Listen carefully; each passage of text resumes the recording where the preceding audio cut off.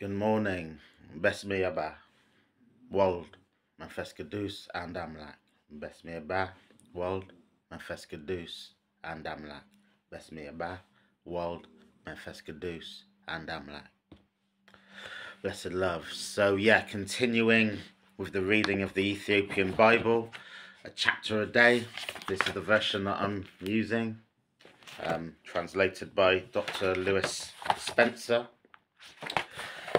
So on Genesis chapter 2, so I go straight in. Blessed love, give thanks. And the heavens and the earth are completed, and all their host. And God completes by the seventh day his work which he has made, and ceases by the seventh day for all his work which he has made.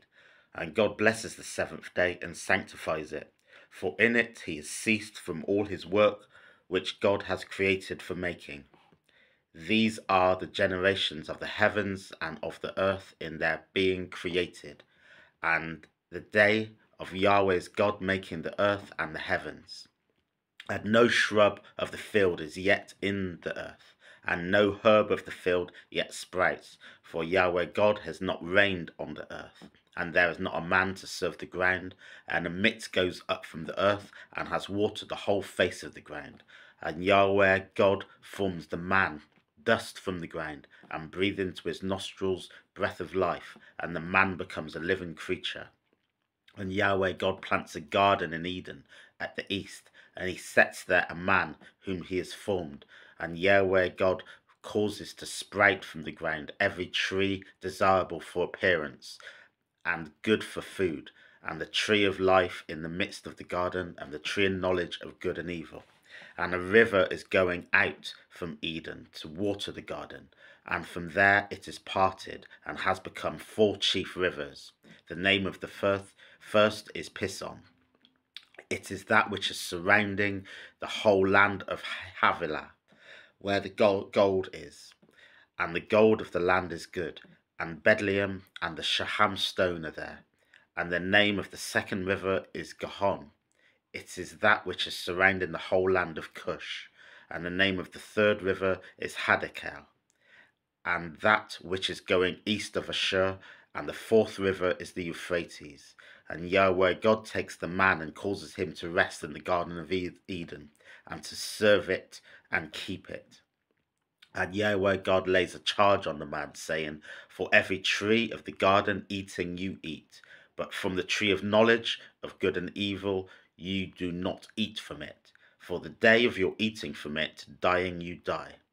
And Yahweh God says, It is not good for the man to be alone. I make him a helper as his counterpart.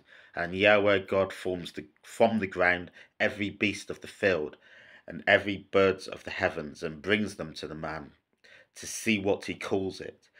And whatever the man calls a living creature, that is its name. And the man calls names to all the livestock, and to all the birds of the heavens, and to every beast of the field. But for man a helper has not yet been found at his counterpart. And Yahweh God causes a deep sleep to fall on the man, and as he sleeps, he takes one of his ribs and closes up the flesh of its stead. And Yahweh God builds up the rib which he has taken out of the man into the woman, and brings her to the man. And the man says, This at last, bone from my bone, flesh from my flesh, for this is called woman, for this has taken from the man. Therefore a woman leaves his father and his mother, and is cleaved to his wife, and they become one flesh. And both of them are naked, and the man and the wife, and they are not ashamed of themselves. For these few words I give thanks, blessed love. Yeah, any little trips in how I'm reading, I'm leaving in there, you know. I'm not auditioning to become an actor or anything. But yeah, there's lots to cover in there. We're not going to reflect on it all.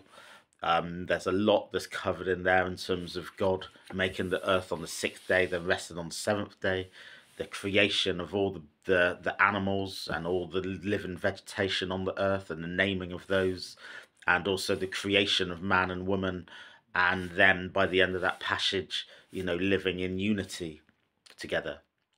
So yeah, there's a lot that is covered. there. You know, I appreciate personally the resting on the seventh day and that need for rest. You know, we work and prioritize those kind of things in our daily lives and nine to fives, and we've all got jobs and bills to pay. But actually, the importance of rest, the importance of, you know, just putting down those tools of you know, making in terms of creation, in terms of work, and actually just saying, you know, we need to rest, is important, and is something that's even more important now when we're living in this fast-paced sort of societies that many of us do live in, and prioritizing, you know, whether it's prioritizing family, whether it's prioritizing personal kind of well-being and mental health. You know, we've all got our different things in our lives in different situations, but a day where you just appreciate, you know, just being on the earth and just resting, you know, is crucially important. You know, I, for one, speaking personally, I had a heart attack last year, January 2023. So I know, you know, everyone was telling me, you work too hard, you work too hard, you got rest, you know.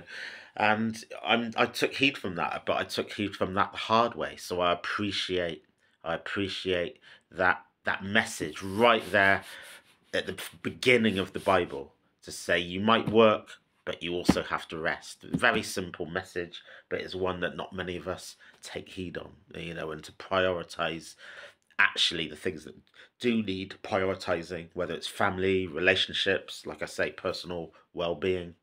And by the end of that passage, where the creation of man and then woman came into being, and I know, you know, the discourse of the Bible, you know, whether it's about inequality, you know, sexism, etc., as an optimist, I read that as men and women are equal in unity and not one subservient for the other.